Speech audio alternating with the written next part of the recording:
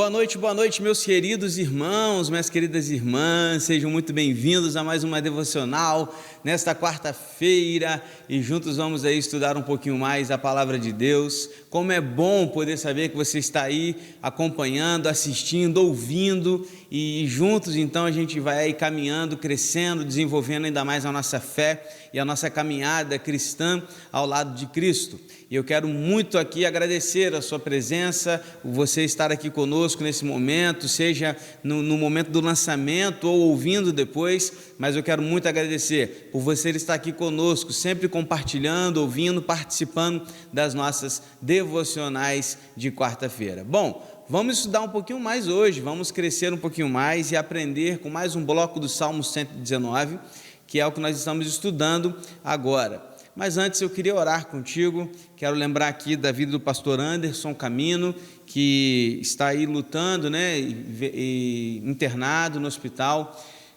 clamamos pela vida dele, está aí precisando muito das nossas orações, para que o Senhor possa aí intervir na sua saúde, restaurando assim a sua vida. Também vamos orar aqui pela família do pastor Gleiton, que veio a falecer na terça-feira. Nós também devemos aqui orar pelo consolo, pelo conforto a toda a família que sofre nesse momento, que Deus possa confortá-los e consolá-los. Também pelo pastor Ximenes, que também está internado, vamos continuar clamando pela vida dele, e dentre outras pessoas que estão passando por dificuldades, Nós temos visto como que tem aumentado casos de coronavírus, de pessoas contaminadas.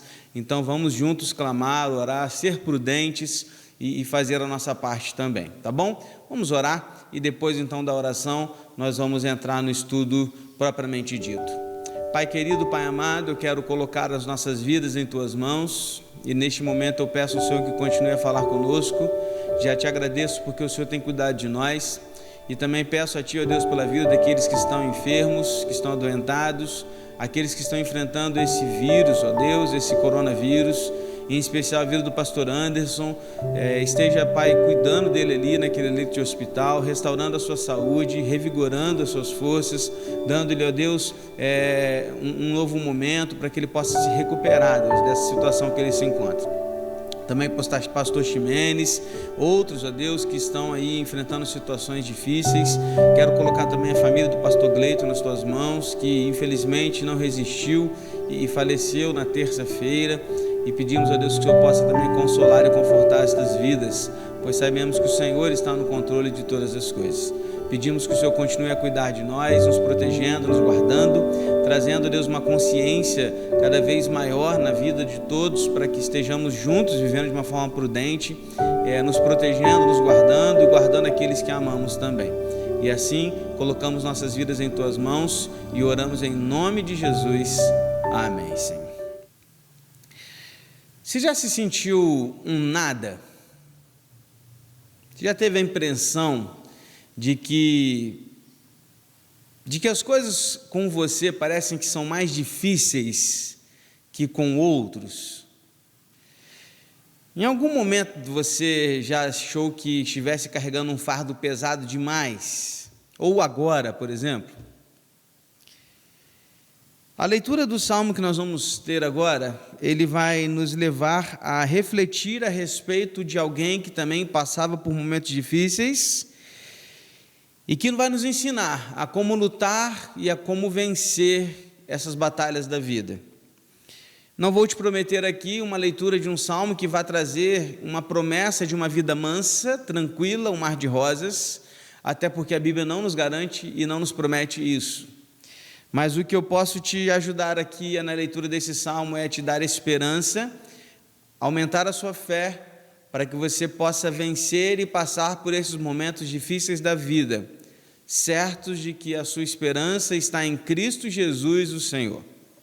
Então, o meu desejo, o meu momento aqui para com a sua vida nessa noite, é levá-lo a refletir a respeito da esperança e da fé que nós temos em Deus, e de termos a certeza de que Ele não nos abandonou, nem nos abandonará nos momentos mais complicados e difíceis das nossas vidas. A vida cristã é um campo de batalha, não um parque de diversão. Por isso, como agir diante das batalhas da vida. Abra sua Bíblia, Salmo 119, nós vamos ler o bloco que vai do 81 ao 88. E nós vamos ler esse bloco em 3 momentos diferentes. E o primeiro momento nós vamos ler os versículos 81 a 83, que dizem assim: A minha alma desfalece, aguardando a tua salvação, porém espero na tua palavra. Os meus olhos esmorecem de tanto esperar por tua promessa, e pergunto: quando me consolarás? Já me assemelho a um odre de fumaça, mas não me esqueço dos teus decretos. Veja que o salmista está vivendo um momento difícil. Ele chega a dizer que a sua alma está exausta, que os seus olhos estão cansados. Ele se compara a um odre seco, que não tinha mais valor, que não tinha mais função, sabe, jogado de lado. Um odre é uma embalagem, né? Podemos imaginar assim, onde se guardava água para caminhar pelo deserto, ou um vinho também, como eles eram muito costume naquele tempo, naquela época. E quando um odre ficava seco, jogado, ele não tinha mais função, ele não prestava para mais nada. E o salmista aqui, ele se compara a esse odre seco, jogado, que não presta para mais nada. Ele está dizendo assim: a minha vida não presta mais para mais nada. É isso que ele está dizendo. E ele faz uma pergunta, ele chega a se questionar e questionar com o Senhor, dizendo: Senhor, quando serei consolado? Sabe aquele momento que você ora e diz assim: Senhor, até quando? Sabe aqueles momentos difíceis que a gente vive e a gente ora assim: Senhor, mas quando isso vai acabar? Quando? Tenho sofrido tanto, Senhor. Tenho passado por dificuldades tão grandes. Quando, Senhor, que vamos enxergar dias melhores? Mas ao mesmo tempo, mesmo nessa situação, o salmista ele não perde a esperança. E ele vai dizer: eu espero na tua palavra, e eu não me esqueço dos teus decretos. A esperança desse salmista estava baseada em quê, irmãos? A esperança desse salmista estava baseada na palavra de Deus, nas promessas do Pai, nos seus decretos. Perceba que a esperança dele estava baseada na palavra do Senhor, o seu Deus. Presta atenção, meu irmão, presta atenção. Se você está do mesmo jeito que o salmista, coloque a sua esperança nestas palavras, palavras de Deus. Não temas, porque eu estou com você. Não fique com medo, porque eu sou o seu Deus. Eu lhe dou força, sim, eu o ajudo. Sim, eu o seguro com a mão direita da minha justiça. Isaías 41:10. Apegue-se a essa palavra, querido, a palavra do Senhor. Seja forte e corajoso, não tenha medo, nem fique apavorado diante deles, porque o Senhor, seu Deus, é quem vai com você. Ele não o deixará, nem o abandonará. Deuteronômio 31:6. Continuo: seja forte e corajoso, não tenha medo, nem fique assustado, porque o Senhor, seu Deus, estará com você por onde quer que você ande. Josué 1:9. Não tenha medo das coisas que você vai sofrer. Eis que o diabo está para lançar alguns de vocês na prisão, para que vocês sejam postos à prova e passem por uma tribulação de 10 dias.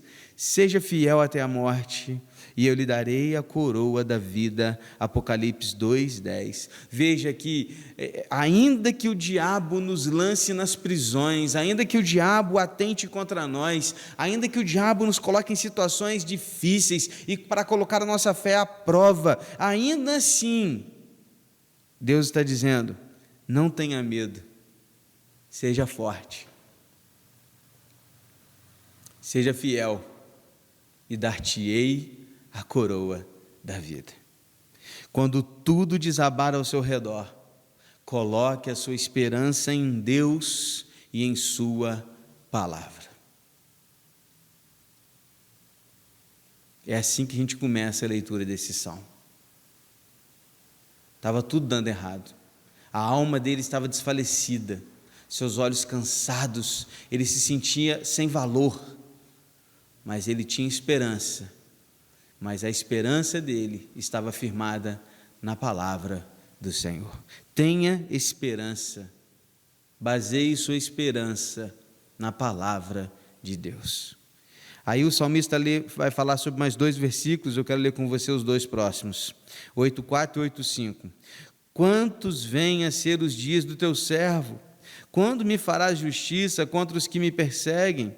Para mim abriram covas os soberbos que não andam conforme a tua lei. Queridos, o salmista faz uma pergunta muito sincera. Dá para ver que ele coloca o seu coração aqui.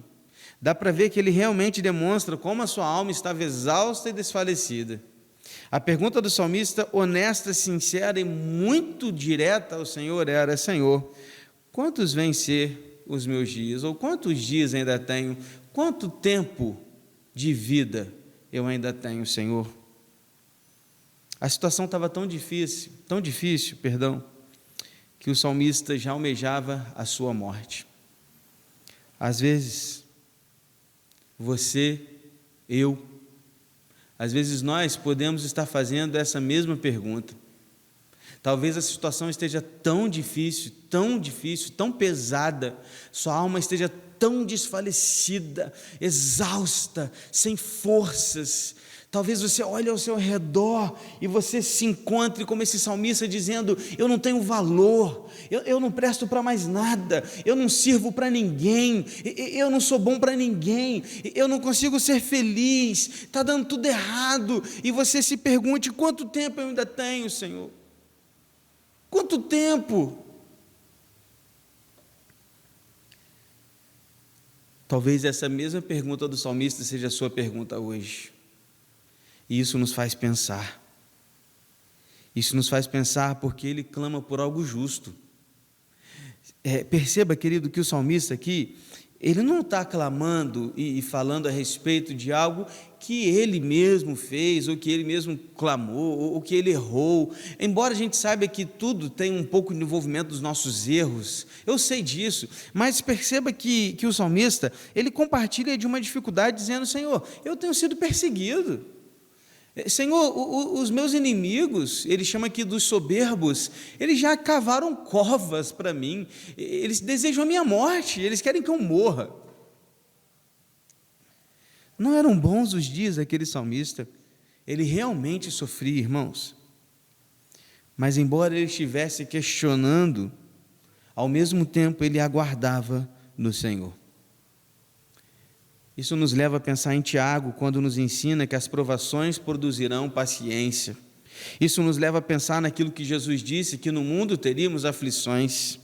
Paulo exemplificou muito isso com a sua vida, quando passou por diversas provações, situações difíceis.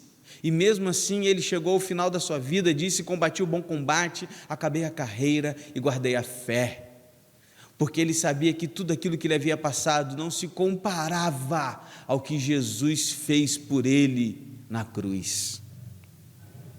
A questão, queridos, é que a palavra final vem do Senhor.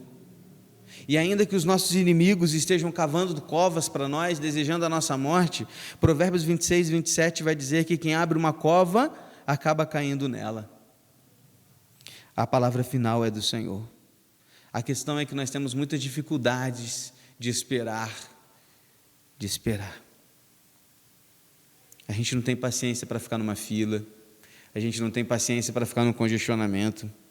Se a entrega do lanche que a gente pediu pelo aplicativo ou pelo telefone demora 5 minutos além do prometido, a gente já liga para lá nervoso, brigando, gritando: por que aconteceu esse atraso? Quando aguardamos uma resposta de emprego, a gente nem dorme direito, ansioso por esperar o que vai acontecer, se vamos ser aceitos ou não. Não dormimos, a gente não sabe esperar, a gente não tem paciência para esperar. E agora, querido, pense no aspecto espiritual. Se a gente tem dificuldade de esperar numa fila, agora pense no aspecto espiritual, em que esperar passa pelo crivo da fé em alguém que você não vê, que é o nosso Deus. Esperar em Deus não é fácil. Esperar em Deus não é tão fácil assim. Confiar que Ele está agindo mesmo quando não estamos vendo não é simples. O grande desafio é crer, mesmo sem ver. Deus não te abandonou, queridos. Você e eu, nós podemos até nos afastar de Deus por nossa própria escolha, mas Deus não nos abandonou. Não o culpe pelo que você está sofrendo, apenas submeta-se a Ele e entenda e aprenda com tudo isso que você está vivendo. Questione sim, mas nunca duvide do poder do Senhor e daquilo que Ele tem feito e está fazendo na sua vida. Nunca ponha a sua fé em xeque, porque não temos ideia de como Deus trabalha. E Ele age da forma diferente da qual a gente agiria. Ele age da forma da qual você jamais poderia imaginar. O meu e o seu papel é confiar, é crer, é esperar e ter a certeza de que Ele cuida de nós. Esse é o nosso papel. Não duvide, não desista, não se entregue. Deus está contigo. Versículos finais vão dizer assim: todos os teus mandamentos são verdadeiros. Ajuda-me, pois sou perseguido injustamente. Olha ele falando de novo da injustiça que ele sofria. E 87, quase acabaram comigo na terra, mas eu não deixo os teus preceitos. Vivifica-me, segundo a tua misericórdia, e guardarei os testemunhos que procedem de tua boca. Se sentimos que a nossa derrota está próxima, podemos descansar nas promessas do Senhor e confiar no seu amor. Quando Deus permite que passemos por provações, Ele sabe exatamente o quanto podemos suportar e por quanto tempo podemos suportar. Como vencer esse tempo difícil, pastor? Como enfrentar então tudo isso que eu estou vivendo? Como, pastor? A resposta está aqui nesses dois últimos versos, e o salmista ele faz dois pedidos e se compromete com duas coisas. Os dois pedidos que ele faz estão descritos aqui, primeiro, ajuda-me. Segundo, vivifica-me. Ele faz dois pedidos ao Senhor.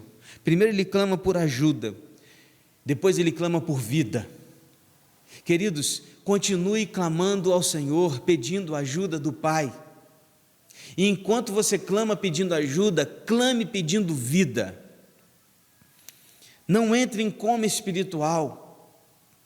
Não permita que as suas dificuldades o façam se afastar do Senhor, de tal forma que você entrar num coma espiritual. Pelo contrário, peça para o Espírito Santo restaurar sua vida, seu ânimo, seu vigor, suas forças, sua fé. Peça a Ele, querido, peça como o salmista fez: Senhor, ajuda-me. Senhor, vivifica-me. Vivifica-me significa me dê vida, me dê fôlego, me dê forças. Peça, querido, ao Senhor que lhe dê vida novamente. Talvez você perdeu a alegria da vida, talvez você não tenha alegria em viver, talvez você olhe ao seu redor e você diz assim: eu não tenho sentido de viver. Mas nesse momento eu queria, querido, pedir encarecidamente a você que clame ao Senhor dizendo: Pai, vivifica-me. Querido, não se entregue, meu irmão, peça ao Senhor vida, peça a Ele, que somente Ele pode te dar vida. Eu falei no domingo passado a respeito disso. Não adianta procurar aquilo em outros lugares, o que só Deus pode te dar. Não peça vida nos lugares onde não há vida, peça vida ao dono da vida, ao Senhor da vida, ao Criador da vida, ao mantenedor da vida, a Ele que pode te dar vida. Peça, querido. Não se entregue, meu irmão, clame por ajuda, faça como o salmista, peça ao Senhor: Pai, ajuda-me, Pai, vivifica-me. E o salmista ele se compromete ainda a duas coisas. Primeiro ele vai dizer: eu não deixo os teus preceitos. E segundo, guardarei os testemunhos que procedem de tua boca.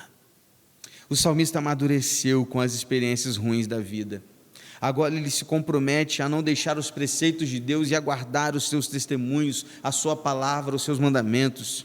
Querido, é isso que a provação deve fazer em nossas vidas, tornar-nos filhos melhores. Porque filhos aprendem com os castigos, com as advertências, com os ensinos, com as palavras e também com as dificuldades. Assim também somos nós, os filhos do Pai Celestial. O Pai Celestial está nos ensinando com as dificuldades, com as provações, com as pedras da vida. Amadureça, comprometa-se com o Senhor. Pai, eu não vou deixar os teus preceitos, eu vou guardar os teus testemunhos no meu coração.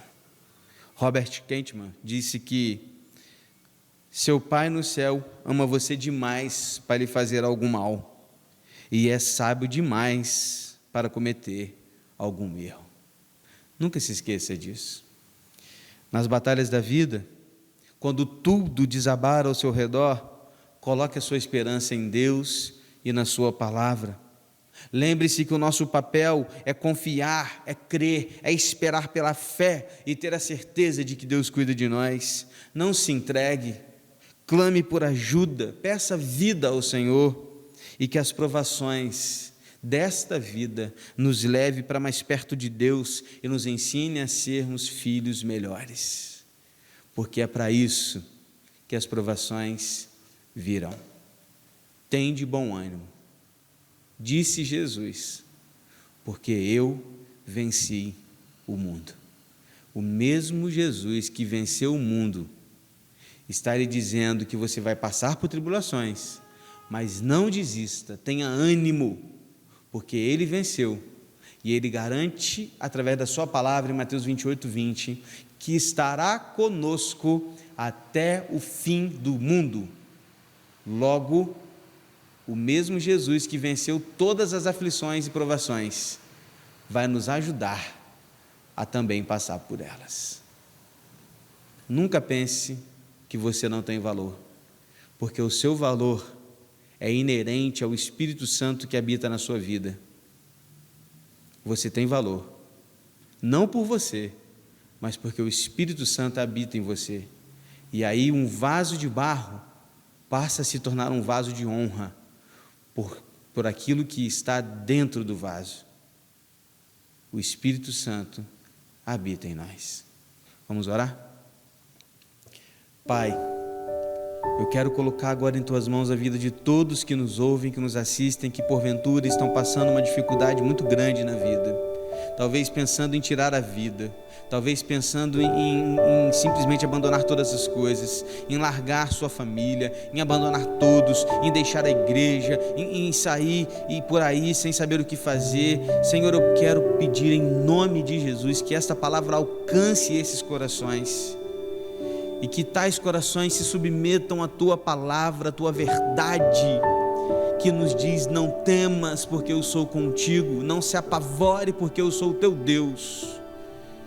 Pai, em nome de Jesus eu te peço por cada um destes que nos ouvem, que nos assistem agora, restabeleça a sua vida, vivifica-os, ajude-os, em nome de Jesus, amém e amém.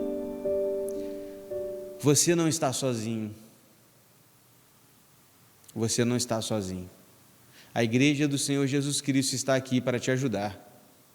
Nós estamos aqui para isso, para te ajudar a carregar os fardos uns dos outros, a caminhar uns com os outros, a suportar uns aos outros, perdoar uns aos outros e amar uns aos outros. Se você ainda não tem, procure uma igreja bíblica, se torne membro dela. Se você está aqui em Volta Redonda, procure-nos, queremos te ajudar, queremos caminhar contigo, queremos que você viva uma vida que agrade o Senhor, e a sua vida ainda tem chance. Que Deus te abençoe, até a próxima.